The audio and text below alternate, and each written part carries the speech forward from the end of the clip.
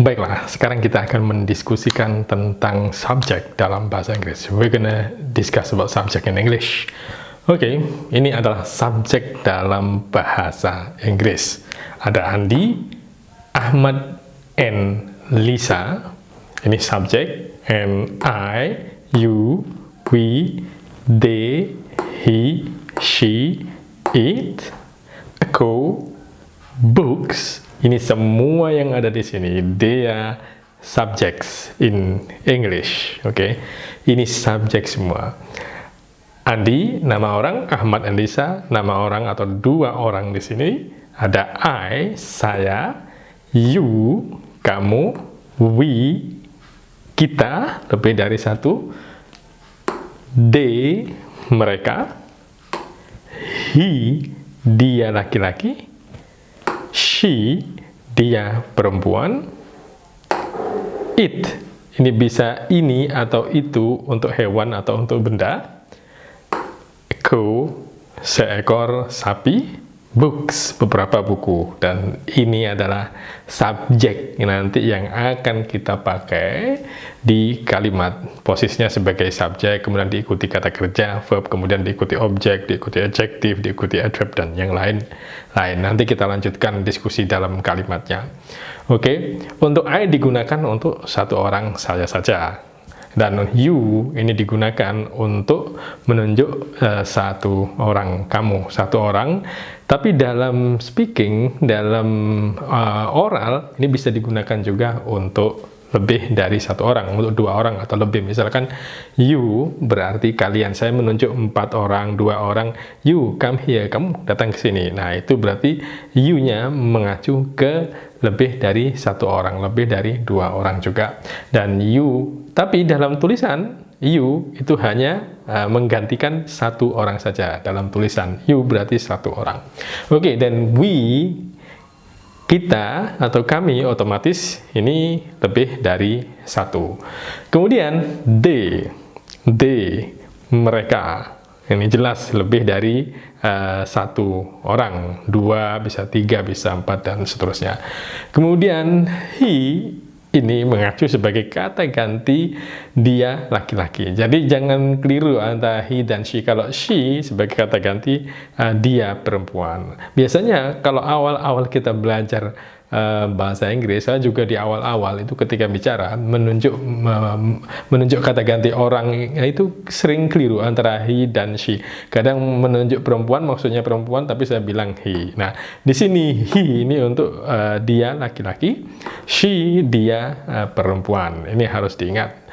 Satu orang he, satu laki-laki, dia laki-laki satu orang, she dia perempuan satu orang. Kemudian it ini menunjuk pada ini itu yang ditujukan kepada hewan atau benda atau hewan, pakai it sebagai kata gantinya. Kemudian aku, nah ini subjek juga, aku seekor sapi, cow.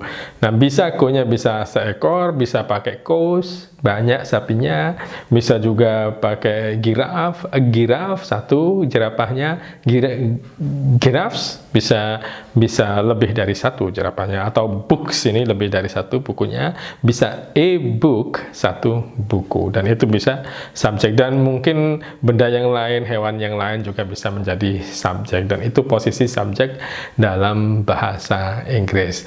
Mungkin sedikit kita ambil contohnya di sini, sedikit contoh sebelum kita nanti memberikan contoh yang lebih lengkap di sesi-sesi berikutnya.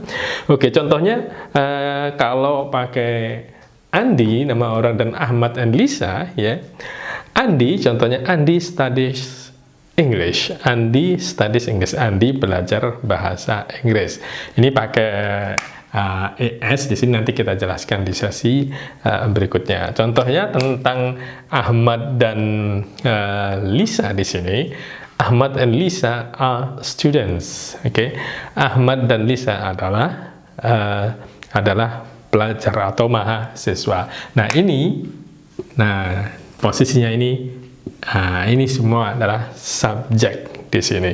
Oke, ini kata kerjanya, ini objeknya. Oke, ini Ahmad, Lisa, Andi, semuanya subjek. And then di sini saya pakai I learned English. Oke, di sini subjeknya I, and then you, di sini you speak Indonesian. Kamu bicara bahasa Indonesia. And then we, okay, kita atau kami, kita are from Yogyakarta. Kita sebagai subjek di sini dari Yogyakarta. Dan kemudian mengacu pada they. They digunakan tadi untuk menjelaskan atau sebagai kata ganti mereka. Banyak, lebih dari satu orang, 2 orang bisa, 3 orang bisa, mungkin lebih dari itu. Lebih dari itu memang bisa, bukan mungkin ya. Oke, they. Contohnya, they ini bisa untuk manusia, tapi bisa juga untuk benda dan juga bisa untuk hewan. Ini harus diperjelas. They bukan hanya untuk manusia. Oke, contohnya they ini subjeknya. They go to school. They go to school. Nah, ini L. They go to school. Mereka pergi ke sekolah. Berarti kalau pergi ke sekolah berarti manusia. Tidak mungkin kalau kita pakai hewan pergi ke sekolah. Tapi bisa juga ya, mungkin sekolahnya hewan. Oke, tapi sekedar tambahan itu. Dan kemudian kita contoh yang kedua, they eat grass. Berarti ini hewan, bisa ini goat, bisa juga cow, ya bisa juga ini kambing, bisa juga ini sapi. Karena apa? Mereka eat, makan grass, rumput. Nah, ini bisa juga digunakan untuk hewan, juga bisa digunakan untuk benda. Oke, kita sekarang ke he, dia laki-laki. Contohnya, oke, he is a student. Dia seorang mahasiswa, gitu kan? He is a student.